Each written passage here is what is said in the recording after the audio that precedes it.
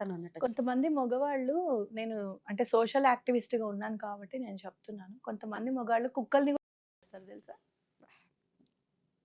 అదేం బట్టలు వేసుకుందని, అదేం సెక్సీగా ఉంటుందని. నువ్వు చెప్పు పోని, ఉన్నారు అట్లాంటి వాళ్ళు. అట్లా నేను చెప్తున్నాను, అలాంటి వాళ్ళు ఉన్నారు. మరి మానవ మృగాలు అనాలా వాళ్ళని, ఏమనాలో నాకు అర్థం కాదు. అందుకనే జాగ్రత్తగా ఉండమని చెప్తున్నాను. నువ్వు ఎక్కడ ఏ డ్రెస్ వేసుకోవాలో అక్కడ వేసుకో, ఎక్కడ ఎట్లా ఉండాలో అట్లా ఉండు. ఎవరు వద్దన్నారు, ఎవరు కాదన్నారు.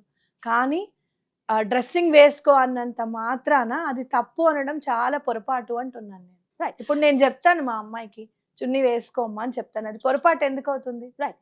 అయితే ఇప్పుడు ఇట్స్ నేచర్ కదా, ఆడవాళ్ళని చూస్తే ఎంతో కొంత ఆకర్షితుడు అవ్వటం మగాడు అనేది ఇట్స్ నేచర్. అవ్వద్దు అని మగవాళ్ళని ఎట్లా పెంచాలి? ఇప్పుడు నాకు కూడా ఒక చిన్న బాబు ఉన్నాడు, పెంచాలి రేపొద్దున.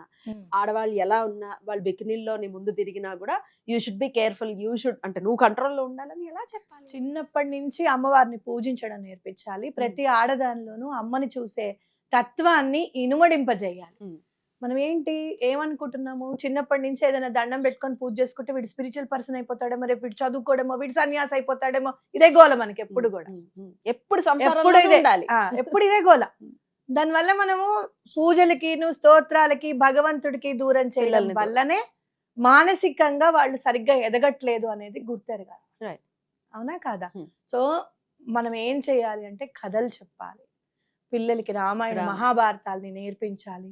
అమ్మవారంటే ఏంటి అని చెప్పాలి, అమ్మ అంటే ఏంటని చెప్పాలి. రేపు పొద్దున్న ఎవరన్నా పిల్లలు ఉన్నారనుకో, పెన్సిల్ ఎవరన్నా అడిగారు, పెన్సిల్ ఇచ్చేనా నా పాపకని చెప్పాలి.